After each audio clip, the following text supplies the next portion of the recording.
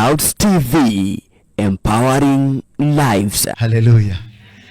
The reason nimewauliza who is ready to be sent, whether you are ready to stop what you are doing, it is because being sent, it is just not being sent.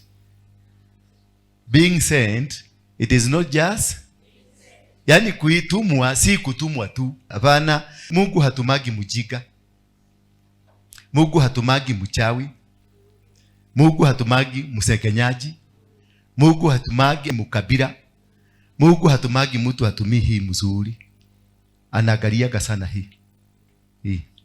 Unaweza kosa mguu, unaweza kosa mkono, unaweza kosa hizi vitu zingine zote, lakini hii ukikosa Mungu hata kuchukua. Lakini ukikuwa na hii, hata kama hauna miguu, hata kuchukua tu. Musa alikuwa hajui kuongea, lakini kwa sababu ya hii alimtumia. Hebu angalia mwenzako na usiongee na yeye uone kama hii iko sawa. Muangalie tu hivyo tu, angalia tu observation hivyo, observe, muangalie kama ni material ya kutumwa. Unaona mwenzako ni kama ni material ya kutumwa? Because leo ninaanza safari ya kutumwa. Sema mwenzako, leo ninaanza kutumwa. Lakini kuna shida kubwa sana hapa hii ya kutumwa. Kwa sababu lazima kuna kitu itafanyika kwako baya. Lazima kuna kitu itafanyika nini? Kwako baya. Kwa hivyo usifikirie ati kwa sababu umesikia sauti, whom shall I send? Here I am. Isaiah alisema here I am. After nini ilikuwa imefanyika? Alikuwa amewekwa makaa kwa mdomo, moto. Na si makaa ya mutarakwa, si makaa ile ya kawagware, ni makaa ya ile kitu inaitwa coal. Haisimagi hata ukiweka. Sasa alikuwa anafanya kwa ulimi, ikichoma kwa ulimi. So how many of you can allow that to happen to you? Do you know why aliwekwa makaa kwa mdomo?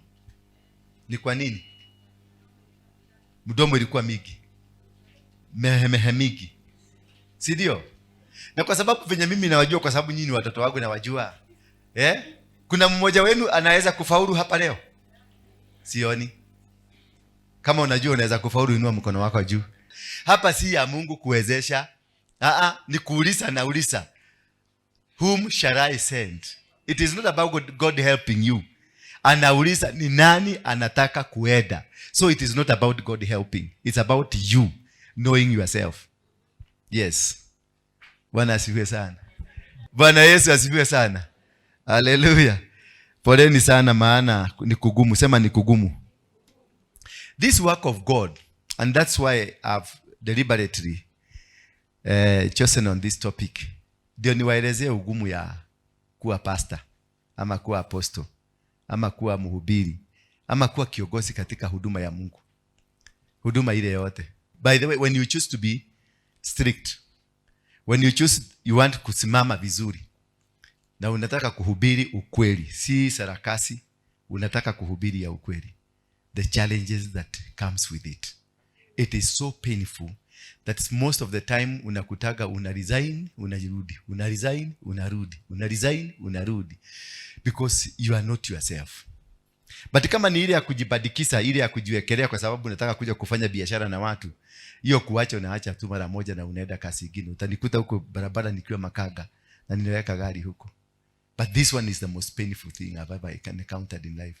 Kama kuna kitu ngumu, kitu iko na mateso, ni kuogosa watu kama nyinyi.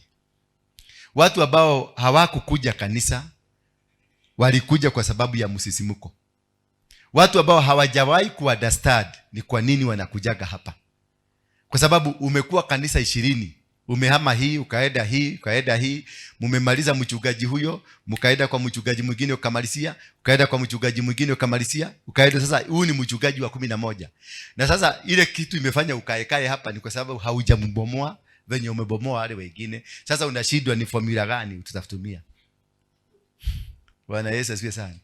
Hawa wazee unaona hawa tulianza nao kule city. This is the 4th year. Ni mwaka wa kana? Ya mwaka wa 4 tuko na hawa. Hawa ndio tulianza na wao kanisa. Hawajaniacha. Walikuwa nalalaga hapa. Kesha, tunafanya kesha, tunalala hapa na hawa wazee. Tunawapikia uji kwa asubuhi, wanakunywa kauji. Na hawajerewagi kanisa, wanakujaga faithfully. Tusome Isaia 6 Tuanzie hapo mstari wa 6. Friday watu wangapi tulienda Nyandarua?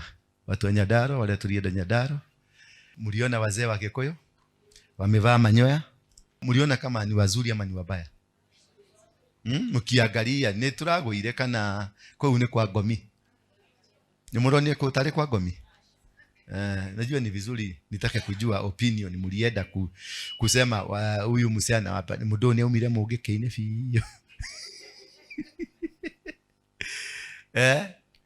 Unajua sababu tulienda huko kwa wale, sikutaka kuhusisha watu wengi. Nilitaka mtu mwenye atajipeleka mwenyewe. Tuzuia mehemehe mingi. Unajisikia kuna story mingi imeenea sana. Kwa sababu si watu wa mehemehe hawakuenda. Na watu wa mehemehe ni wale wanalipiagwa fare. Mtu wote wa kulipiwa anakuwa, ama mtu wote mwenye Jensiogei atasema ni yeye tunaongelelea. So the reason mnaona sometimes tunaenda watu kwa watu, kama ni mimi niliorganize hiyo event yote.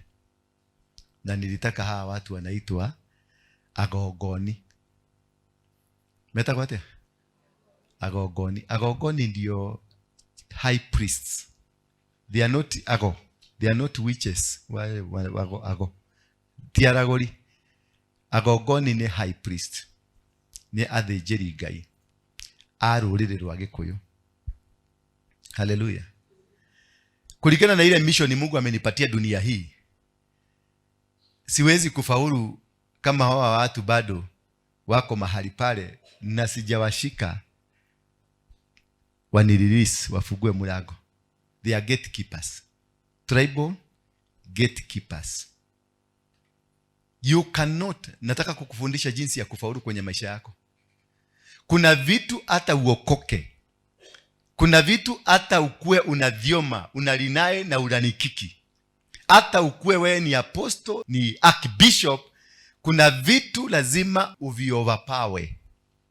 Na si kwenda vita vya mwili, ni vita vya kiroho. Ndio mlango mmoja ufunguke.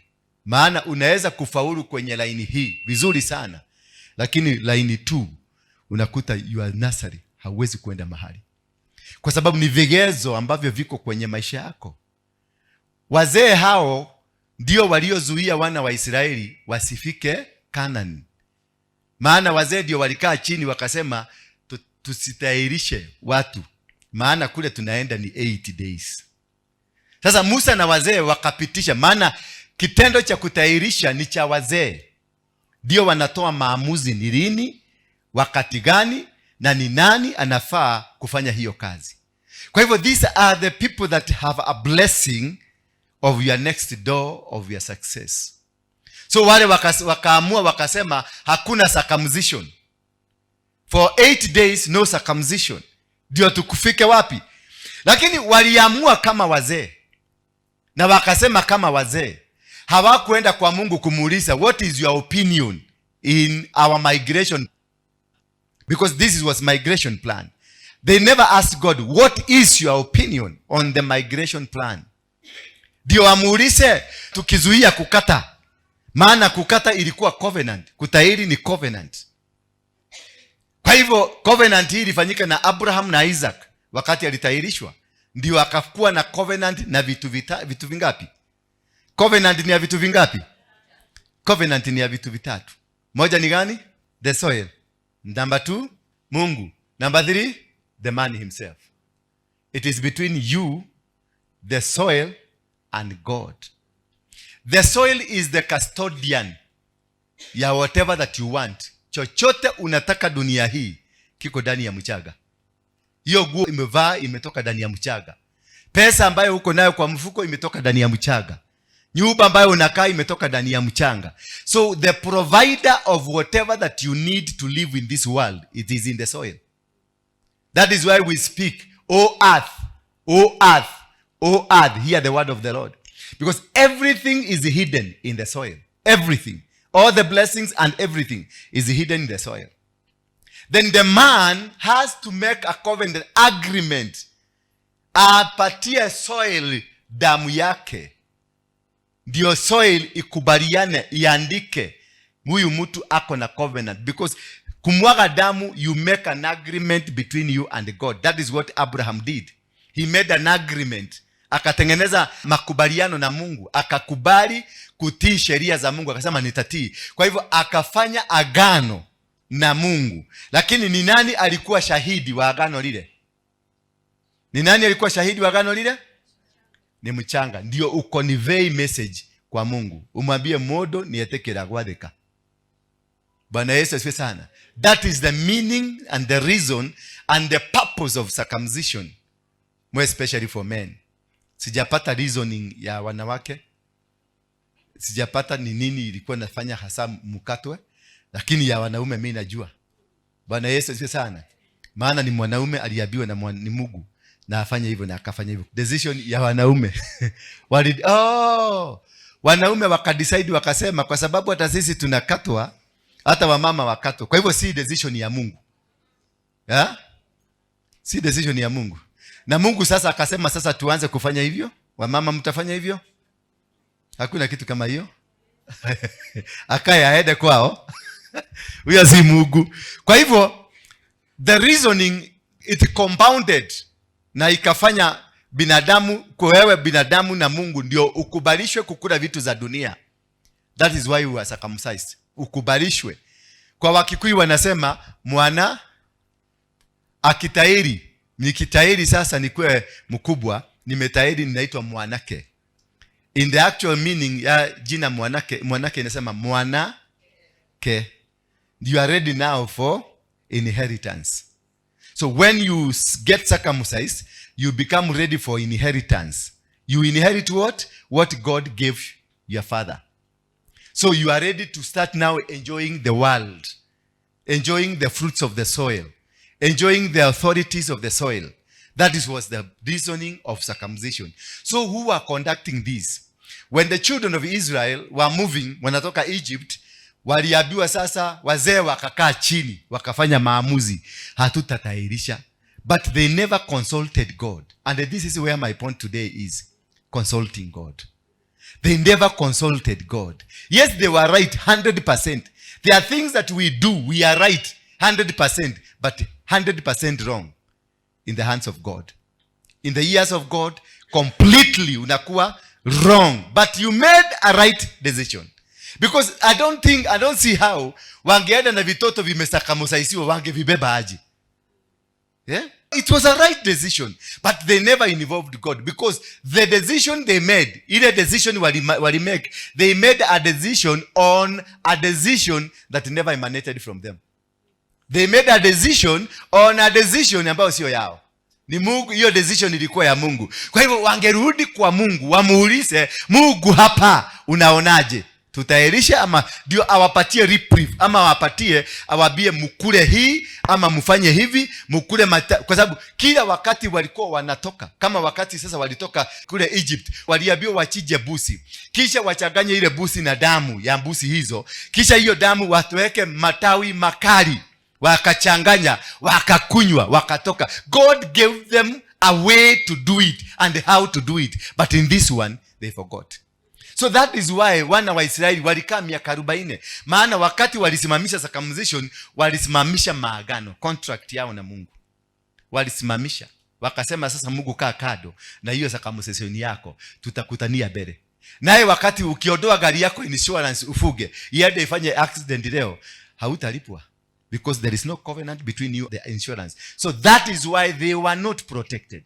That is why walizunguka. Na kwa sababu ya kitendo hiyo ya kufanya maamuzi bila kuuliza Mungu, Mungu aliyasema, hawa watu ambao wamefanya maamuzi bila kuniuliza, hakuna hata mmoja ataenda Kanaani.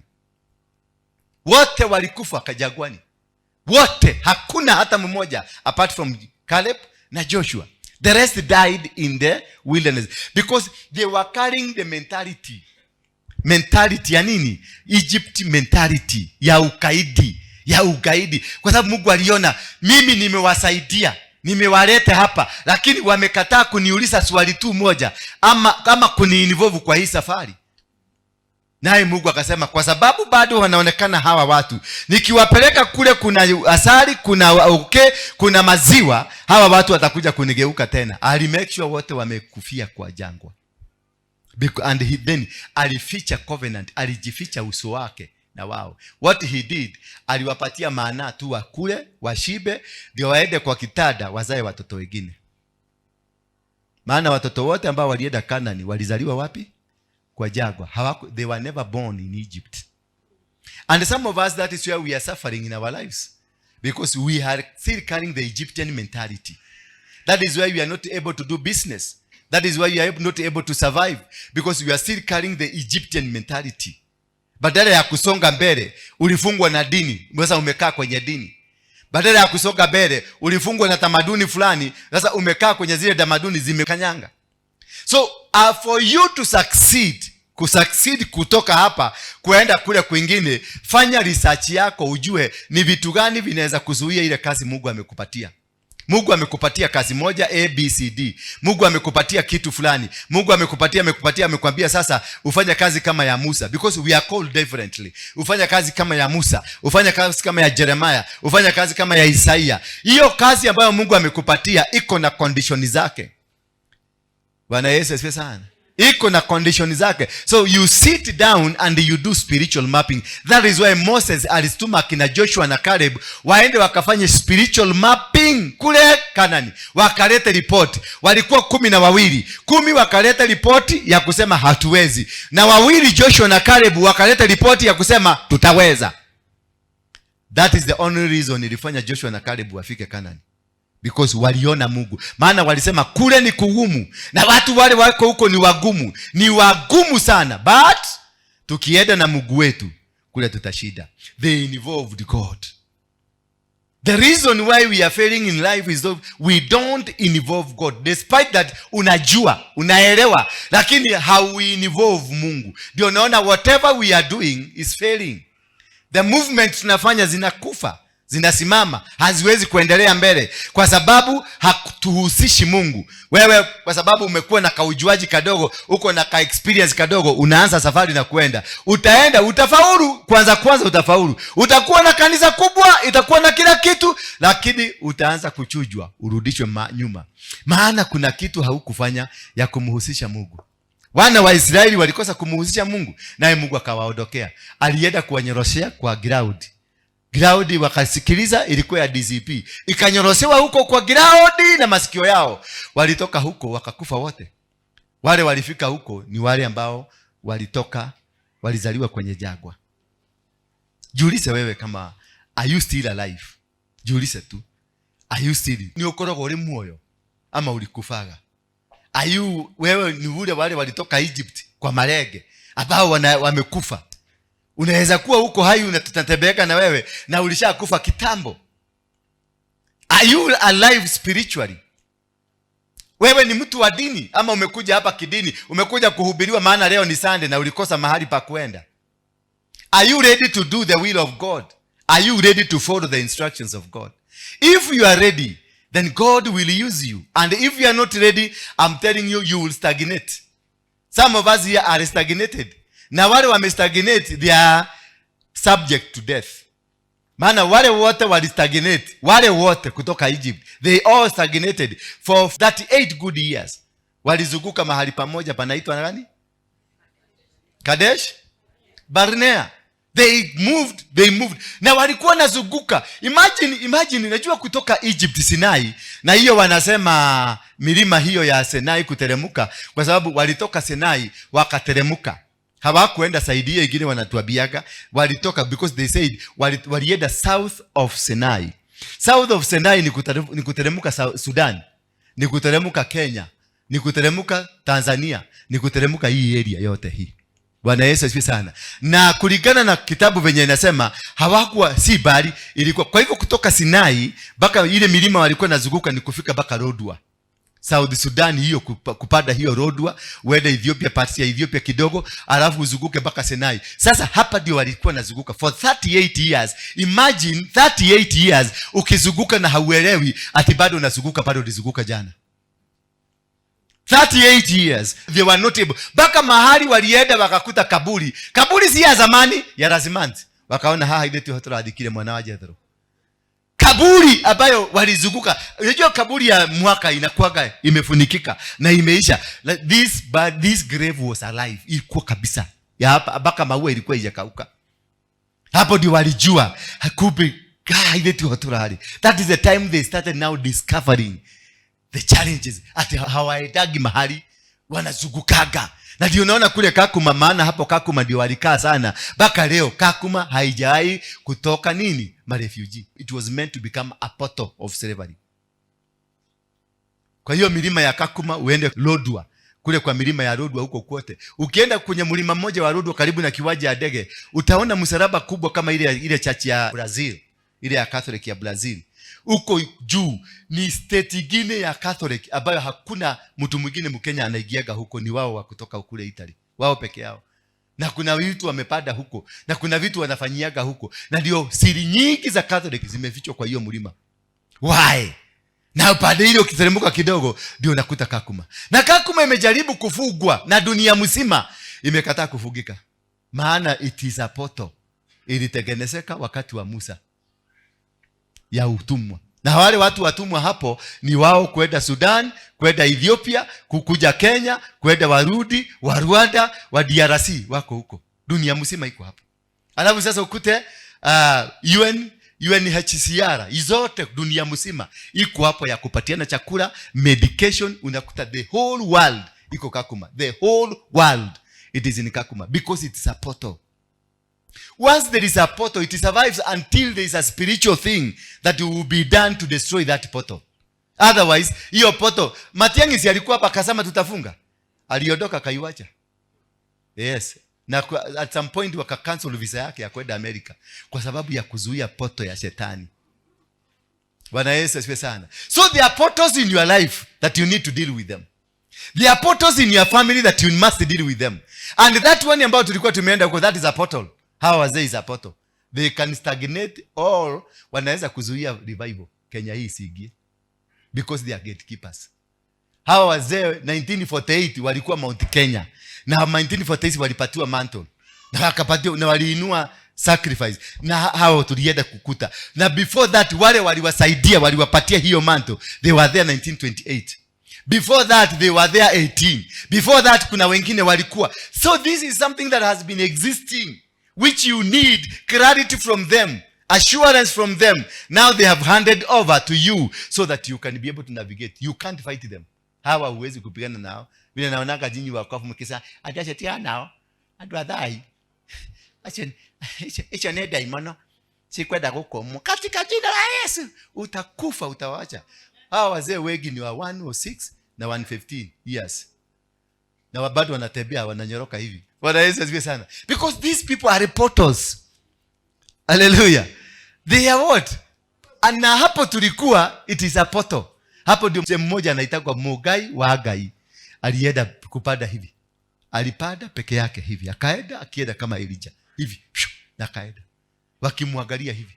Na akawaambia kutoka hapa mkujage hapa. So he made it a portal. So we must, lazima ugeenda hapo. Ndio uchukue hiyo portal. Uweze unashika hiyo. Unaenda Mount Kenya, unakuta huko ni Lenana, unakuta ni Sediano, unakuta ni nani? Na Batiani, unakamata hiyo. Unatoka hapo, unaenda kwingine, unakamata hiyo. That is how you win battles. Hata za kwenu familia, za kwenu kabisa nyumbani. You don't go fighting because you are holy. You don't go fighting because you know. Step aside, watch, angalia ni gani rahisi ya kupenya, unapenya hiyo. Unaenda kwa ingine rahisi ya kupenya, unapenya hiyo. Unaenda kingine rahisi, unaanza kupenya kwa zile rahisi. Ukienda kwa ile baba yao, itakumaliza na itakumeza na ukae hapa duniani, hapa chini kwa mchaga na iendelee kutawala. Na watoto wako waendelee kusafa. You have to be very tactical. Na ukuwe mtu submissive kwenye hia. Bwana Yesu asifiwe sana. Na ukuwe mtu anaelewa na wasikiliza. Unakaa chini unawasikiliza, unajua venye wamepanga, venye wanapanganga, venye wanafanyanga, unasikiliza kila kitu. Then unakaa ndani yao, unaoperate from inside them.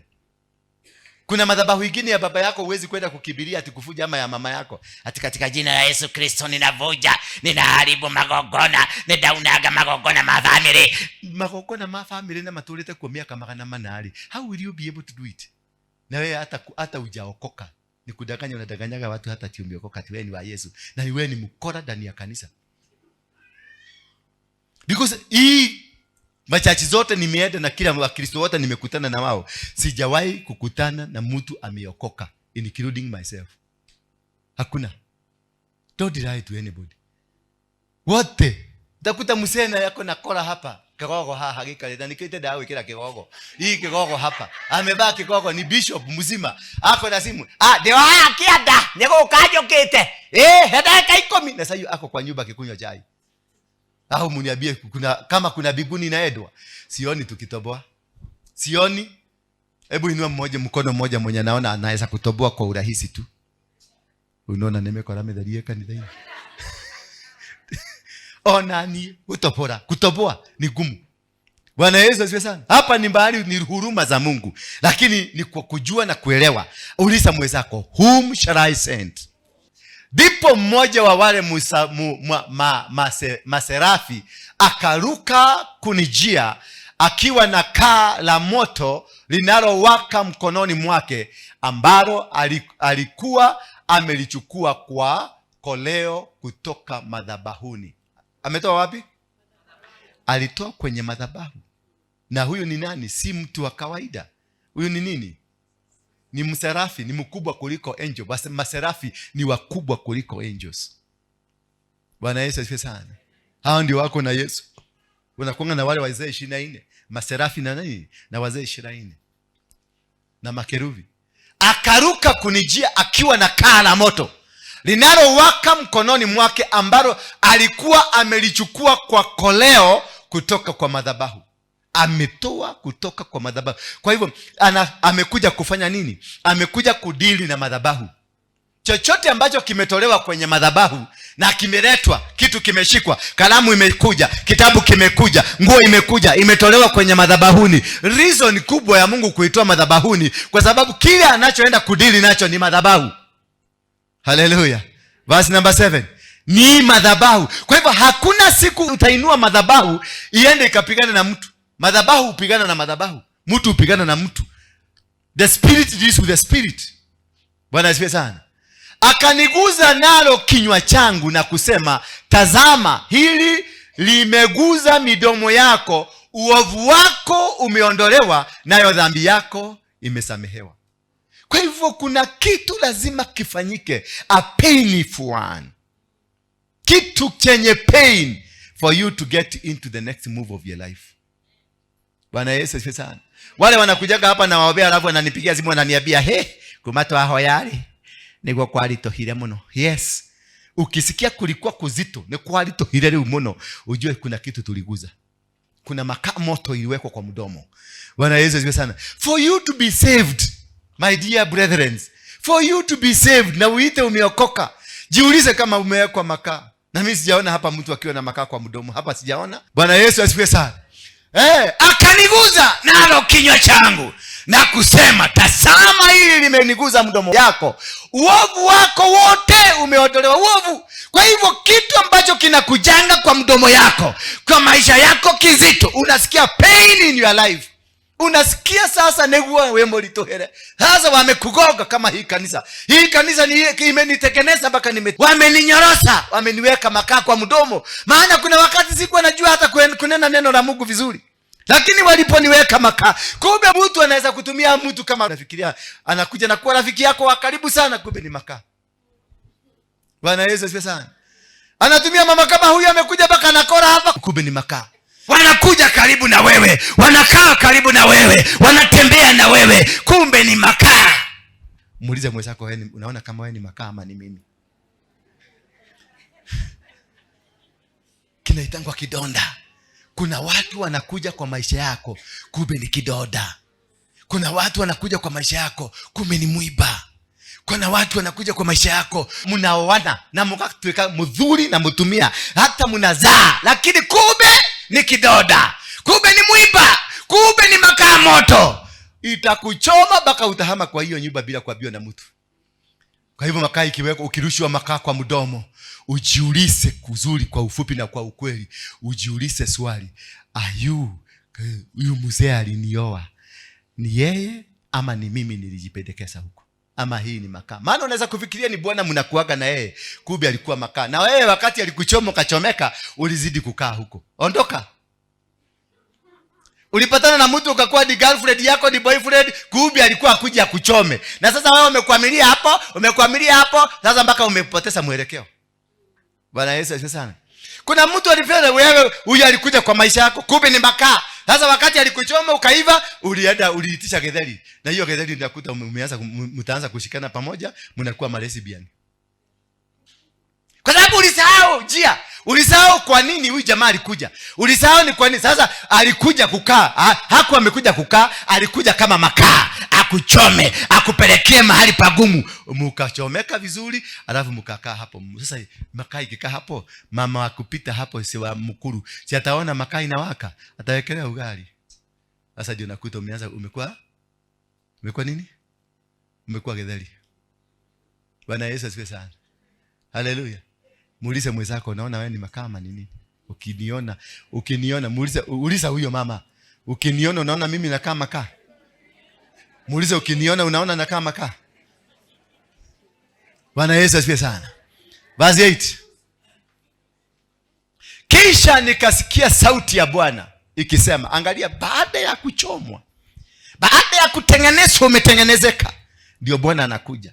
Kwa hivyo usingojee Bwana akuja katika maisha yako kabla makaa ijaingia ndani yako, kabla hujachoma, kabla malaika atakuletea makaa. Forget about God speaking to you.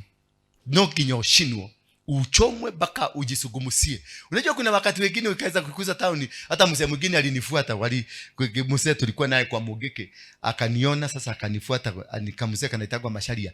Sasa kanapendaka kuniomba pesa. Sasa kaliniona venye naenda, maana nilikuwa ninaenda ni kama Dinokio hii ya mguu ya giridi ya mguu imeisha. Sasa ni kwa sababu ya ile pressure ya hapa na sasa nilikuwa natembea namna gani? Nilikuwa natembea. Sasa alinifuata, alikuwa nataka kuniomba, lakini akaona venye natembea akanifuata nyuma. Sasa alinifuata venye naona naenda hivi, ninaenda kama mohau.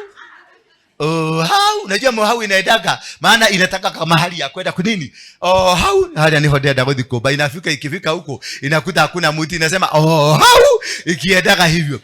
Sasa Mashari akakuja akaniuliza, maana aliona bado mdomo inafanya nini? Venye ninaenda na mdomo kumbe nilikuwa najiogeleza. Bwana Yesu asifiwe sana. Nilikuwa najiogeleza.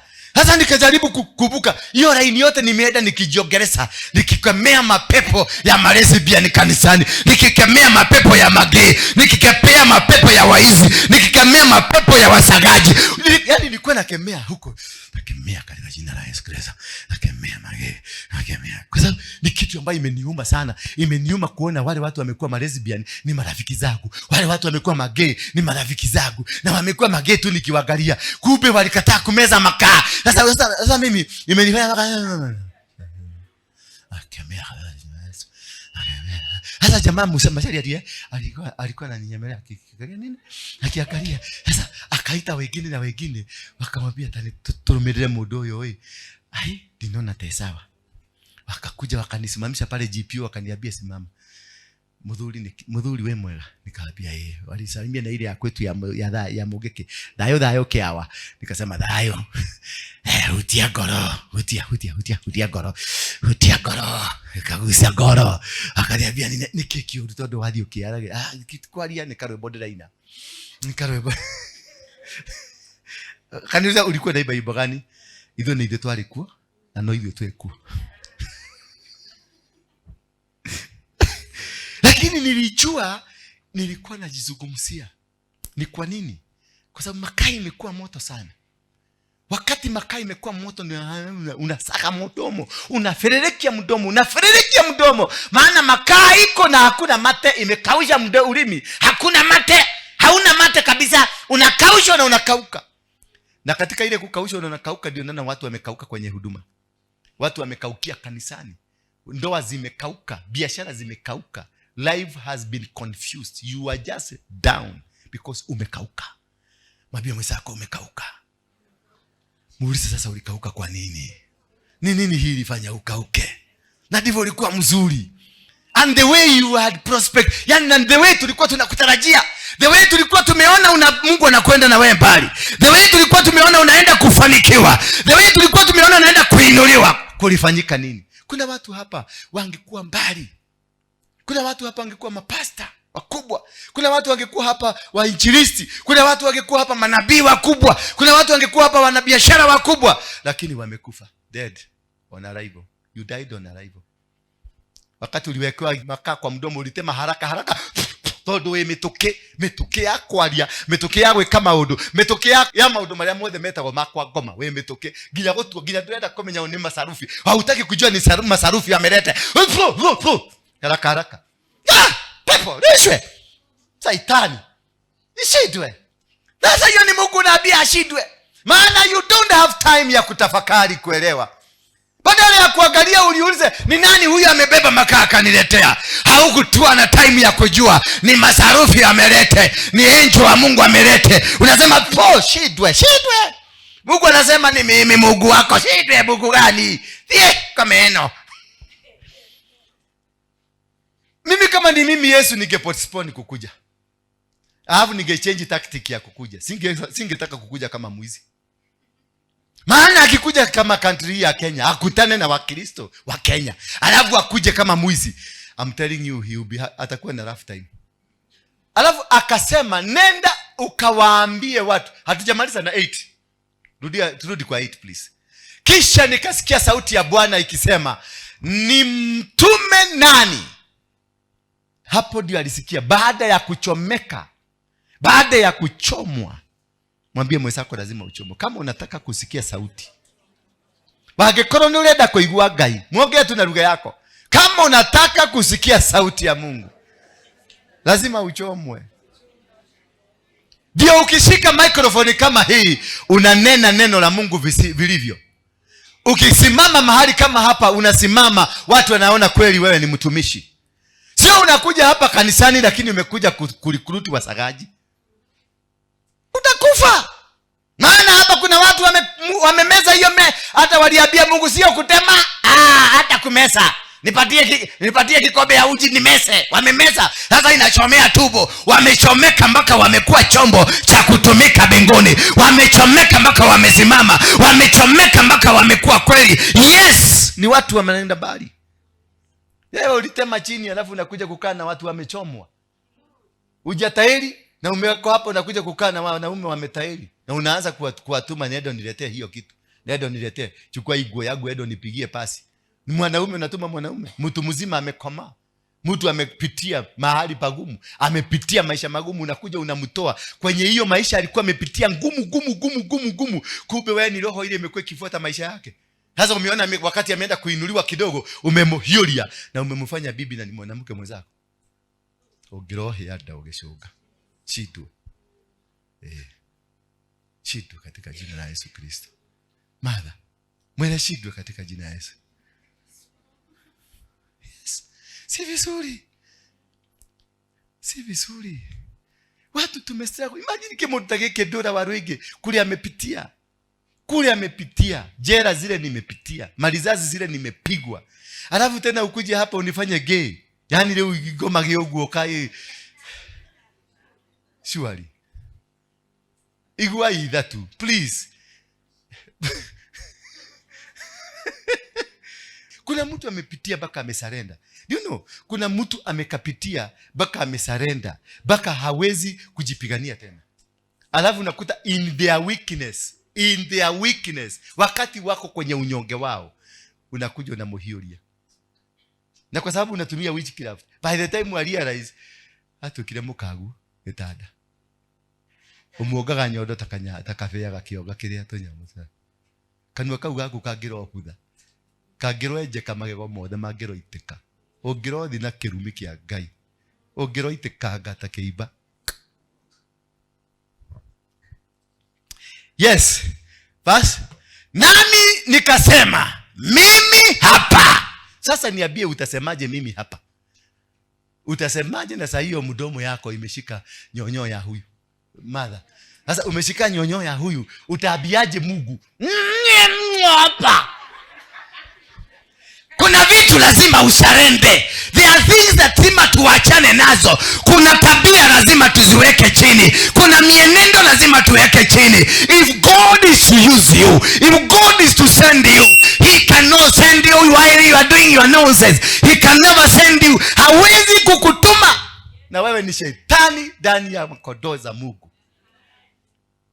Ukuru wanafuta the mouth. Na hiyo nimedeclare na nimeachilia katika ulimwengu ya anga. Ogiroro wanafuta the mouth. Hiyo mdomo yako na miguu yako. Yes. How do you enjoy? Unaenjoy nini? Todo ana maiguare. Niki maejo ya.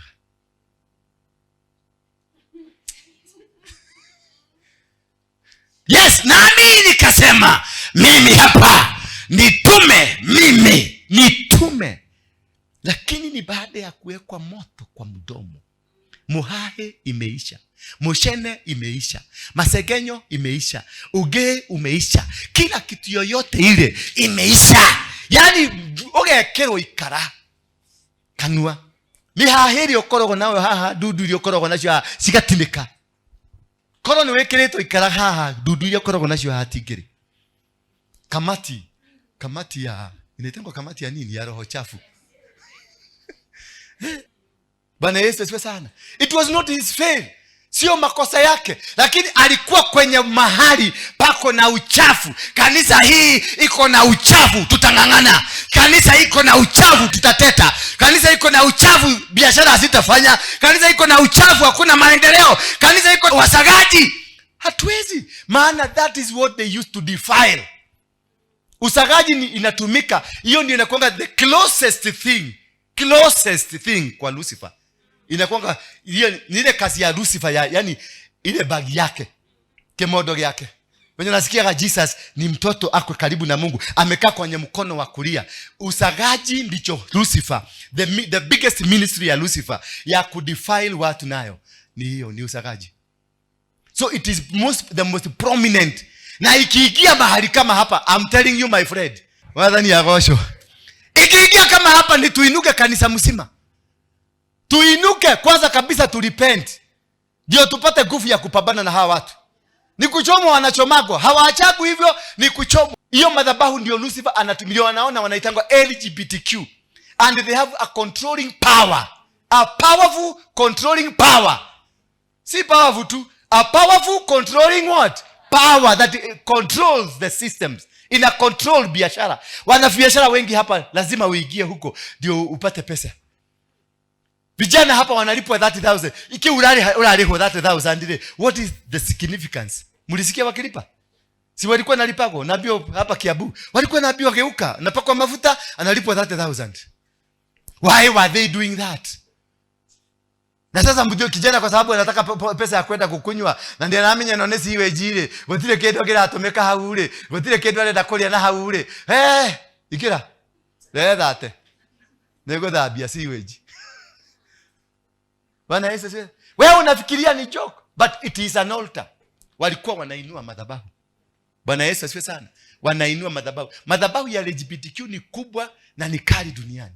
Hiyo ndio akina Obama. Bwana Yesu asifiwe sana. Hiyo ndio akina nani? Obama. It is in the government ya America. Hiyo ndio inatawala. Ndio huyu jamaa amekuja kubadilisha. Trump ndiye amekuja kutoa. Haitole wangu hivyo uwezi. Ni ngumu. Ikiingia hapa hata mimi mtanikuta kwayo. Yes. Bwana Yesu asifiwe sana. Nami nikasema mimi hapa lazima ujitolee, lazima ukue umekakama, umefinywa vizuri, lazima umechomwa vizuri, umekuwa chombo ambacho Mungu anaweza kutumia.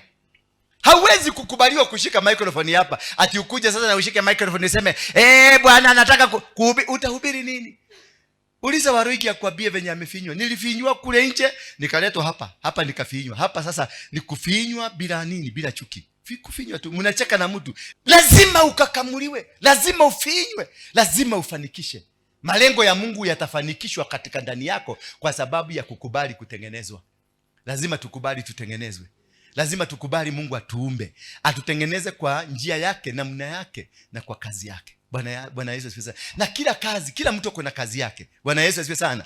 Kila mtu ako na maamuzi na kazi yake venye inatengenezeka. Bwana Yesu asifiwe. Now, it is about personal, yani ile kujitolea, it's about personal voluntary response to God's call. Ukiulizwa to whom shall I send, it is very personal and it is voluntary. Kwa hivyo ikikuwa ni personal alafu ni voluntary, ni kumaanisha ujivolontie ufiinywe, ujivolontie ukatwe tu branch tule tuote tuko kwa mwili yako, tukatwe kila kitu ambacho kinafanyika kwa mwili wako kikatike, ambacho hakifai, mauchawi, masengenyo, mambo machafu ambayo uko nayo lazima yateketezwe, lazima yaanguke, lazima yasambaratishwe. Verse number 9. Verse number 9. Akasema, nenda ukawaambie watu hawa, mtaendelea daima kusikia lakini kamwe hamutafahamu, mtaendelea daima kuona lakini kamwe hamutatambua.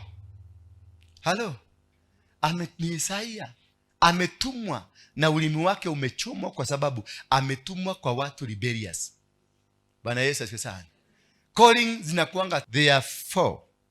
Calling ya kwanza unatumwa kwa watu rebellious.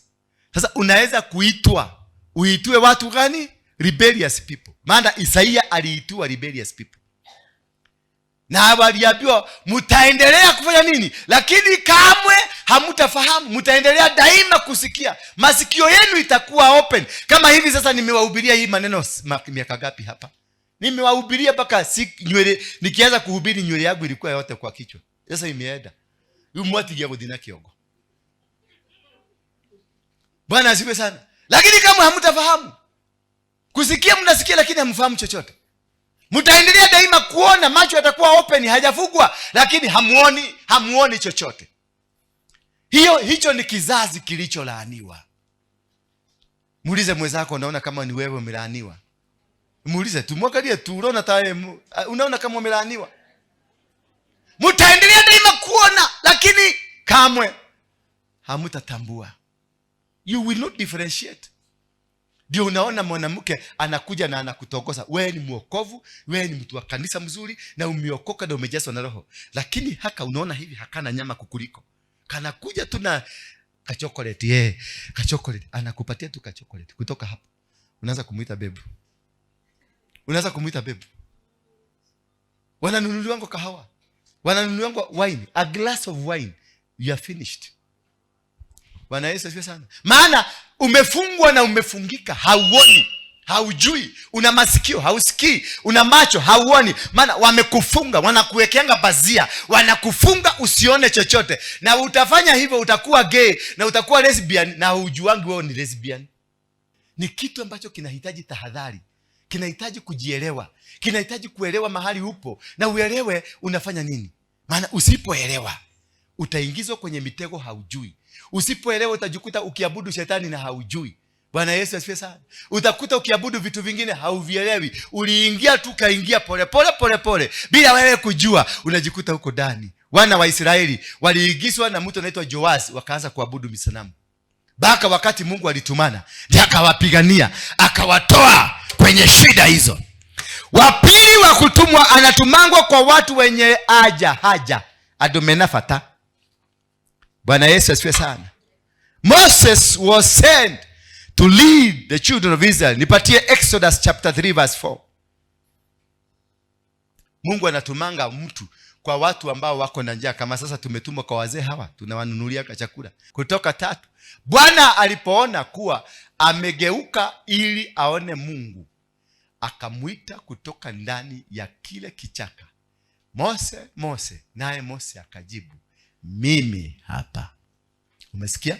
Isaia alisema nini? Mimi hapa. Musa naye akasema nini? Mimi hapa. Alitumwa aende akawaokoe. Aliitwa kwa sababu ya kuokoa. Lakini Isaia aliitwa kwa sababu ya kizazi kigumu.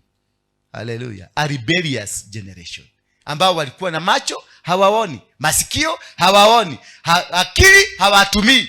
Bwana Yesu asifiwe sana. Lakini for Moses aliitwa kwa sababu ya kwenda kusaidia watu ambao wanateseka. Mito ni tofauti. Kwa hivyo don't mix, usichanganye mwito. Jiassess kwanza, ujue uliitwa kwa sababu gani. Maana wale wanasubuana kanisani ni watu hujaitiwa hiyo kitu nataka kufanya, lakini unataka kuingia kwa hiyo ofisi. Hujaitiwa usaidie wazee, bado unataka kungangana, unataka kukaa hapo. Nini ndio kumataidia? Nini njoo ina na apostle? Wewe nitakulalua teke. Twa! Na unajua ni ya wapi? Kaa kwenye ministry yako ndio Mungu akubariki. Sit in your ministry so that God can bless you. You can never and you will never be blessed while in the wrong ministry. Maana there is no package for you in the wrong ministry.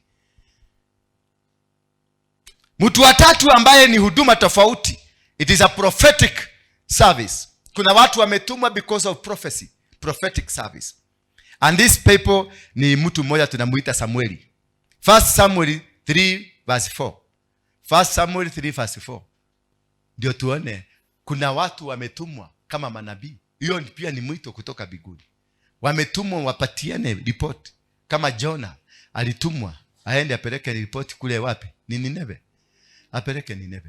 Lakini alikataa. Alipokataa na kama uko na message ya Mungu, hautakufa mpaka uifikishe.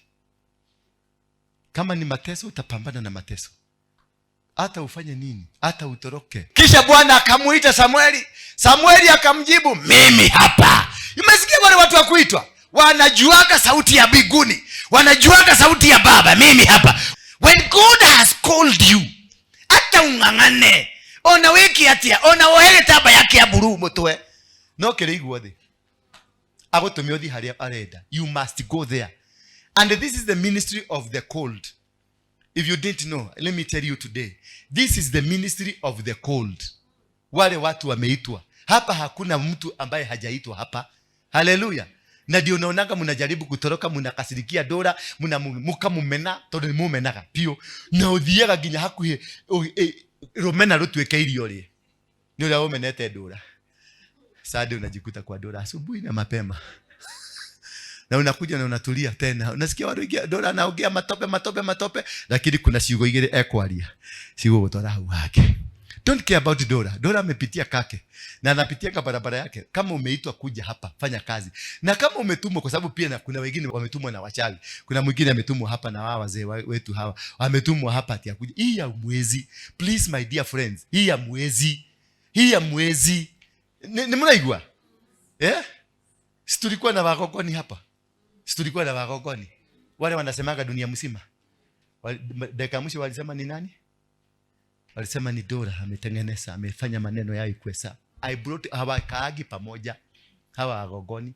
Hapo kulikuwa na agogoni, kulikuwa na aroti, kulikuwa na atonyi, kulikuwa na Kikuyu Council of Elders, KCE, kulikuwa na ago, watadae, walikuwa hapo.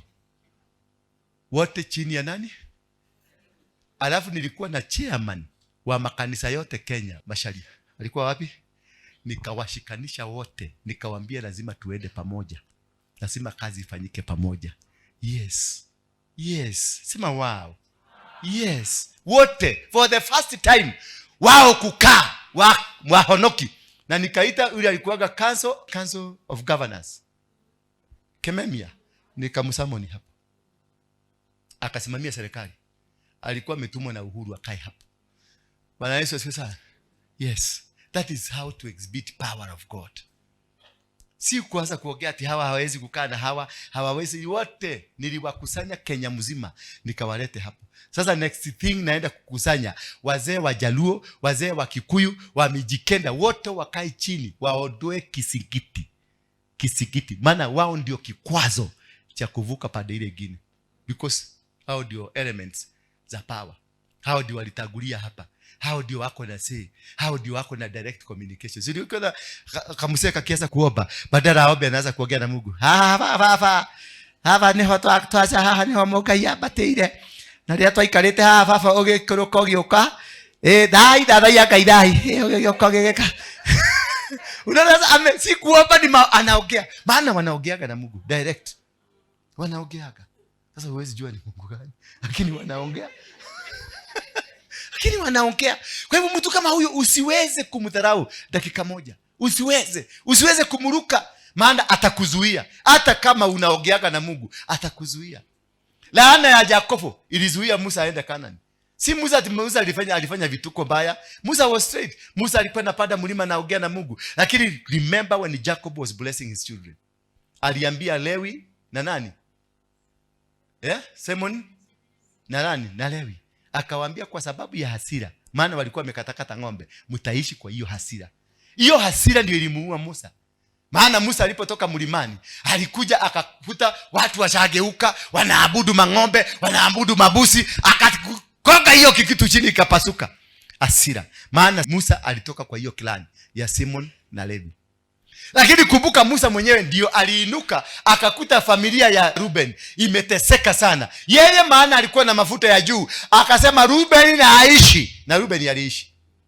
Lakini alikosa mtu aliye na mafuta kama hiyo yake ya juu ya kumsaidia kutoka kwa shida hiyo. You need that word. You need mtu ambaye yeye alisimama na Ruben akasema Ruben na aishi, maana alikuwa na mafuta ya kusema hivyo. Lakini yeye alikosa mtu wa kumnenea, na hasira zako ziishe. Hasira ndio zilimumaliza. Sio alifanya kitu baya, hasira aliyatamani hiyo madhani ikapasuka. Ile hasira ya laana ya baba ikamkula many years down the line. So you need these people.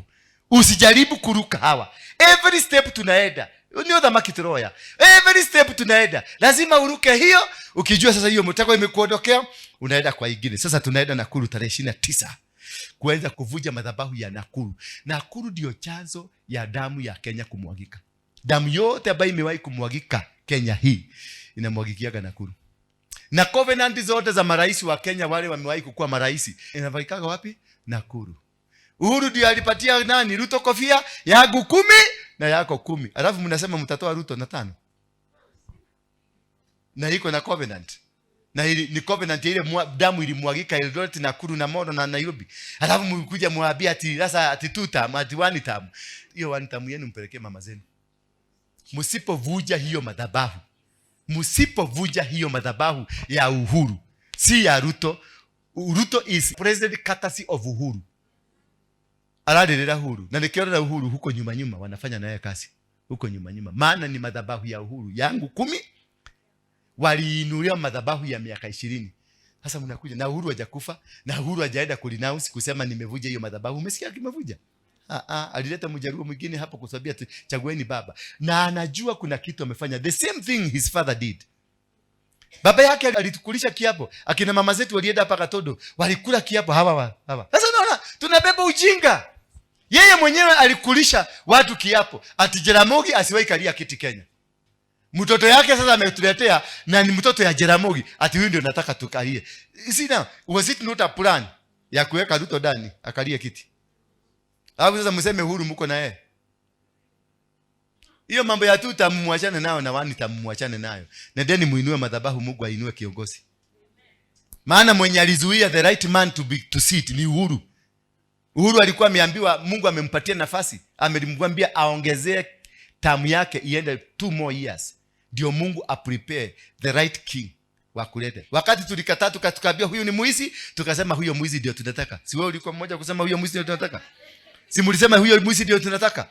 Tukaambia huyo ni mtu ni muizi, moishi ni watreda. Wewe na bia todo. Bia kaisha weli. Huyo ni wito kaitoka gwethurira. Sasa muizi ameiba. Why you complaining?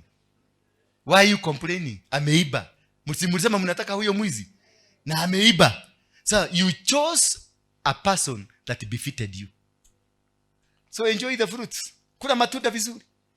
Nyenyekea. Kama ni kazi mngojee mpaka era ya Kenyatta Uhuru 20 years iishe. Alafu ukumbuke kuna era ya Moi ya 100 years. Hii ni ya Uhuru, lakini kuna era ya nani? Ya Moi. Ile aliinulia kadhibo pale ya 100, alisema atatawala 100 years. Sasa tuhesabu. Kibaki alikuwa KANU life member number 2. Alikuwa number 2. KANU life member number 2. Sioni Moi. Nani aliingia? Nani alirudi? Uhuru. Nani mwingine alirudi? Ruto. Nani? Gachagua ni wa nani? Ni wa Moi. Kama tutachagua Gachagua bado tutakuwa kwenye 100. Tusipochagua Gachagua, wametutengenezea liki Nyajui Nakuru. Ni mtoto ya Moi. Kuzaa ni mtoto ya Moi. Gachagua ni mtoto ya Moi kuzaa. Hebu enda weka picha ya Moi mzee na weka picha ya Gachagua hapa. Ile ni ile nasema alitoa copy. Hiyo si haiwezi ruka. Hiyo haina DNA. Bwana Yesu asifiwe sana. Gideon bado anangojea kukalia. Halo. Alafu Uhuru bado anatengeneza kijana yake akuje akalie.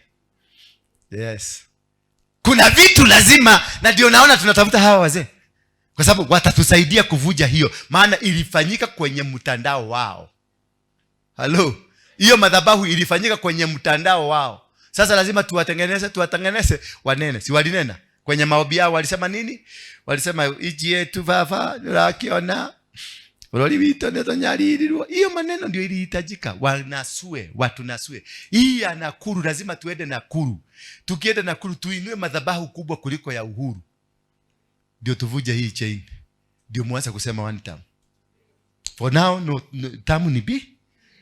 Tamu ni B. For now. Tamu ni ngapi? Ni B. Bila break. Eda uombe maombi ile mnaobaga. Rabaka! Inaya rarara. Tamu ni ngapi? Ni B.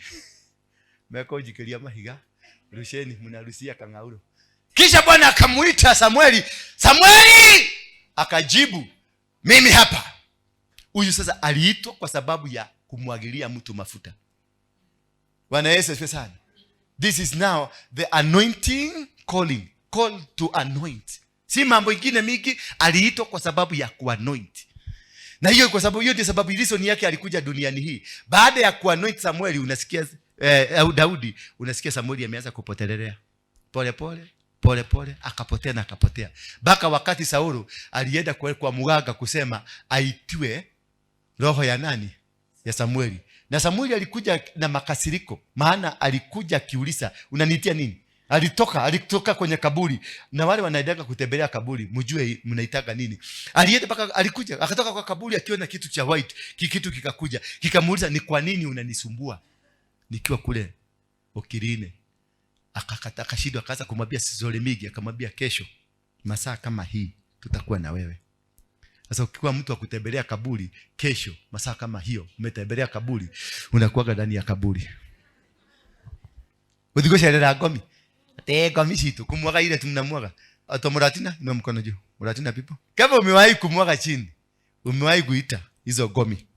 Bwana Yesu asifiwe sana. Kuna watu ambao wameitwa kwa sababu ya kupambana vita military. Ni mtu anaitwa Gideon. Kitabu cha Judges chapter 6 verse 11 and 12.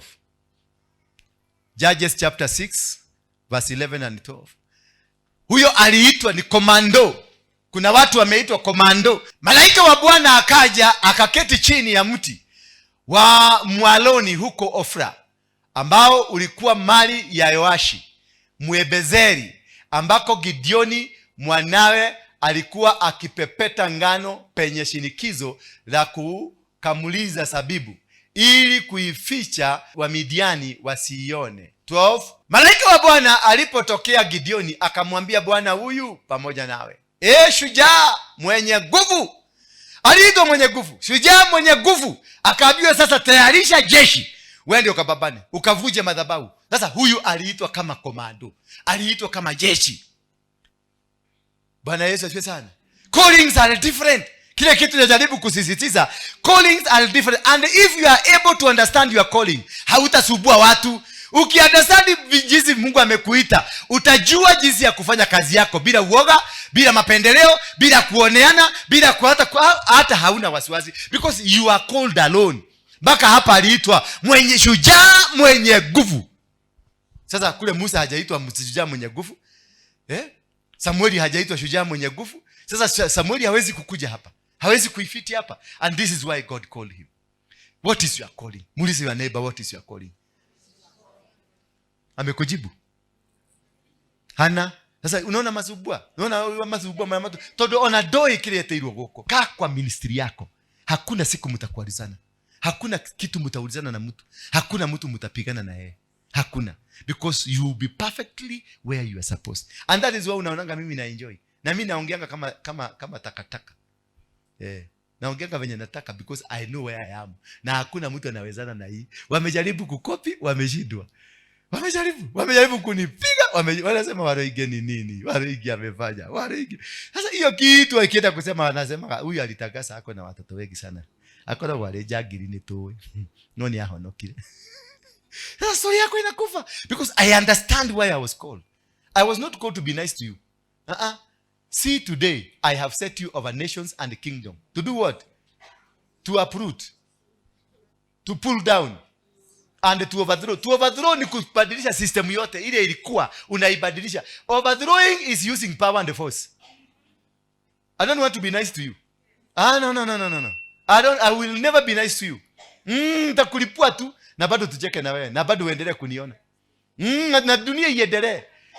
Na kesho tutakuwa marafiki, tukule kanyama. Tuangalie ingine ni gani? Anania. Acts chapter 9 verse 10. God called Anania to minister to Saul. Kuna watu wameitwa to minister to people. Kupapasa nyayo za mtu. Mtu wa kusimama na wewe. Yaani umeitwa, kazi yako ile umeitiwa. Huko Dameski alikuwepo mwanafunzi mmoja jina lake Anania. Bwana alimuita katika maono. Bwana alifanya nini? Alimuita katika maono. Anania akajibu, mimi hapa Bwana. Unasikia watu wanaitwa, wako na heshima. Ndio huyu mimi hapa Bwana. Anania aliitwa kwa sababu aende akamsaidie Saul. Bwana Yesu asifiwe sana. Tuendelee tafadhali. 11.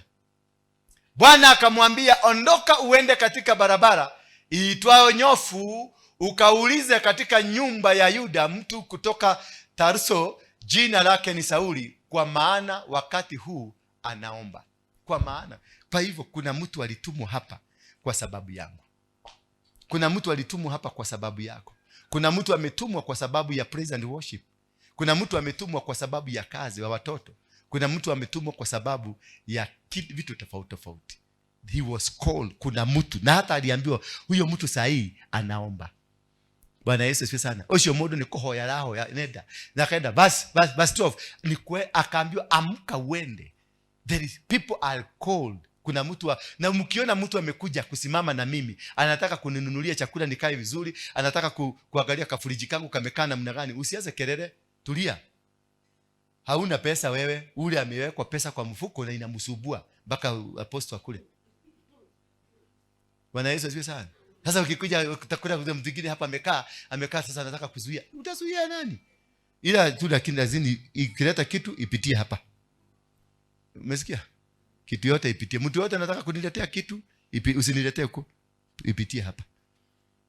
Mtikagedwe ege. Katika maono amemuona mtu aitwaye Anania. Katika maono unaona mpaka Mungu amekutayarisha. Mungu hawawezi kukutuma mahali bila kutayarisha akili yako, bila kupatia mpango. Amemwambia yule mtu anaomba. Alafu huyu naye Anania ameambiwa, ameonyeshwa, nimemuonyesha ni wewe. Bwana Yesu asifiwe sana. Katika maono amemuona mtu anaitwa Anania akija na kuweka mikono juu yake ili apate kuona tena. For you to make a move, to move from ile mahali huko, lazima kuna mtu atatumwa kwako. Kuna mtu anatumangwa kwako. Huyo mtu ndio anakusaidia. Wait for that moment ya Mungu, because when God has called you, tia kwa bia ukarari, tia kwenda githwairi kiige na githomo kiige, athika. Tondu hau niho murango wako kuhingukira. Hapo ndio murango. Athika wewe ne anage dora. Ni ana dora na wathike. Waga kuneana dora, mirango yaku yothe kahingika. Yes, that is how God operates. He does not operate in a zigzag way. He operates in a straight line. He gives a command. Maana yeye ameiona. Na ule unaambiwa uende upelekee hiyo dola, naye alikuwa ameonyeshwa. Kuna dola inaletwa na inaletwa na mtu fulani. So huyo mtu fulani akiingia pale, ninajua amebeba dola yangu. Sio yake, amekomandiwa alete dola yangu. Sasa na yeye anajifanya mjuaji, anaenda kukula dola yangu. Na mimi nataka kukula chapati. Chapati imekosekana. Naanza kukula managu. Na umekataa na dola yangu. Naye kwako kutakosa chakula. Ni wokwaga irio tondu kwa ndungata ni gwekatia ni kwaga irio.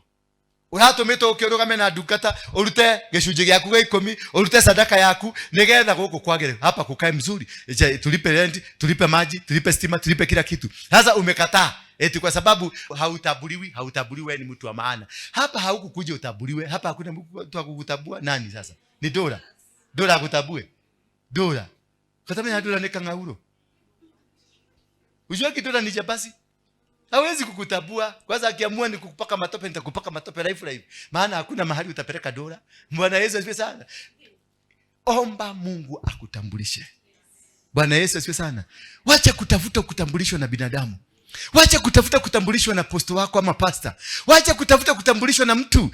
Wacha Mungu akutambulishe. Mungu akikutambulisha hakuna mtu anaweza kuzuia baraka zako. Mungu akikutambulisha hakuna mtu atakuzuia kwa malengo yako. Mungu akikutambulisha wote watakuja, wote watasimama na wewe, wote watatembea na wewe, wote utapata kibali ambacho si cha kawaida. Utakaa kwa mapenzi ya Mungu. Mungu atakushindania, maana ni yeye alikutambulisha, ni yeye alikutambuza, ni yeye alisema wewe ni Paulo. Wacha kusema ati Dora anihitaji nikuje New. Unaongea nini? Unataka kujira kwa Dora ke? No, tell God. Just pambania kutambulishwa na Mungu. Maana kilichotambulishwa na Mungu hakishindwi.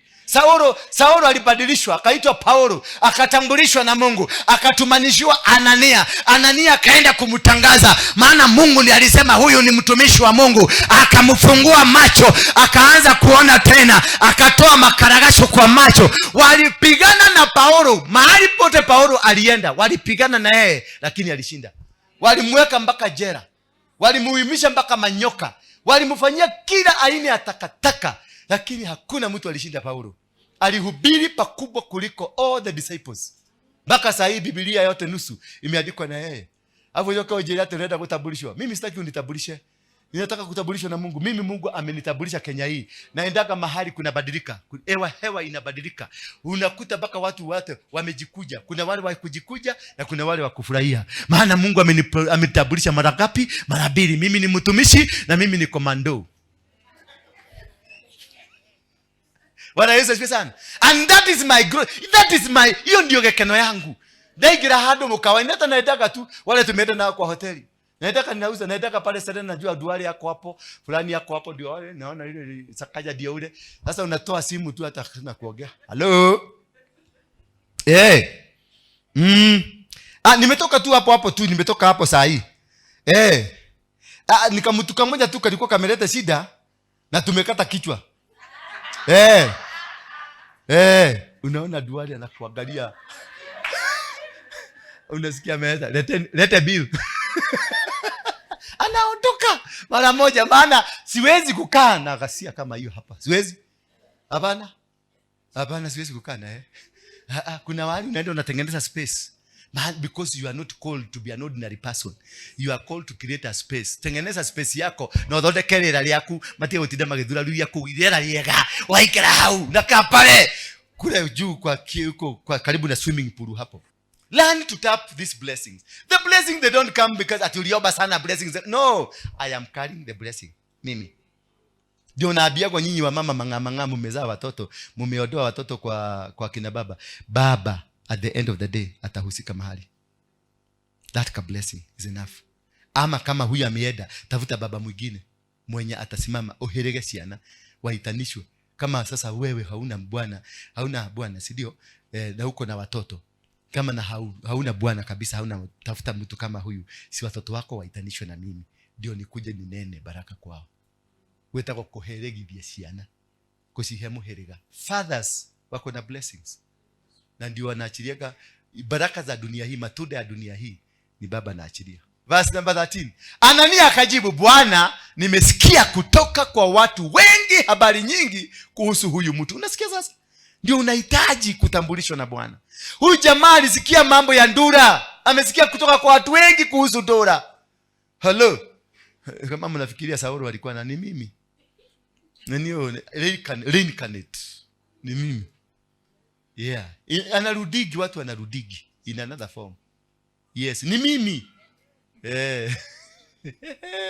Anania akajibu, Bwana, nimesikia kutoka kwa watu wengi habari nyingi kuhusu mtu huyu na madhara yote aliyowatendea watakatifu wako huko Yerusalemu. 14. Naye amekuja hapa Dameski akiwa na mamlaka kutoka kwa viongozi wa makuhani ili awakamate wote wanaotaja jina lako. Ululu. 15. Haraka bami. Lakini Bwana akamwambia Anania, nenda, mtu huyu ni chombo changu. Hapo sasa ndio mnashidiagwa. Mnakashifu dola, mnasema mambo ya dola. Ukienda kuambia Mungu ati dola huyo si mzuri, anakuambia mnaenda. Lakini Bwana akamwambia Anania. Tusome pamoja. Nenda, mtu huyo ni chombo changu kiteule nilichokichagua, apate kulichukua jina langu kwa watu wa mataifa na wafalme wao na mbele ya watu wa Israeli. Yaani kumbe nimechaguliwa namna hiyo, nitembeze jina la Mungu kwa watu wa mataifa, jina la Mungu liinuliwe. Si mliona tulipiga wimbo pale mpaka vijana wote wakaokoka, wote wakakuja, wote wakabadilika. Haleluya, because nimeteuliwa. Huyo gesi yani ukorwa na anie matumi oyo ndungihota kurwa na kadeno. Nimekuja hapa for a mission. I'm here on a mission. Nimeteuliwa. Yes, mwambie mwenzako nimeteuliwa.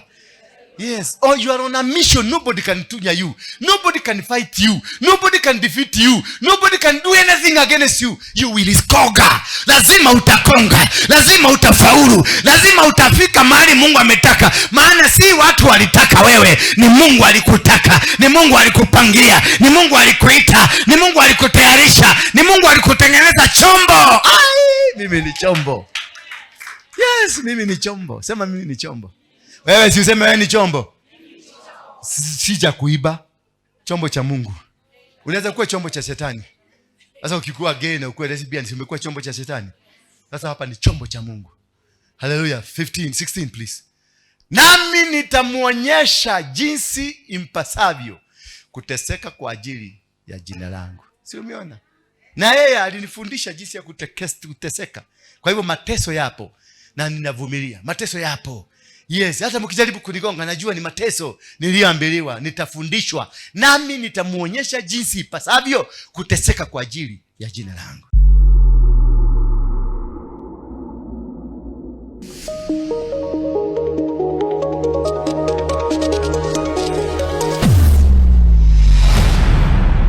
Bethel Clouds TV, empowering lives.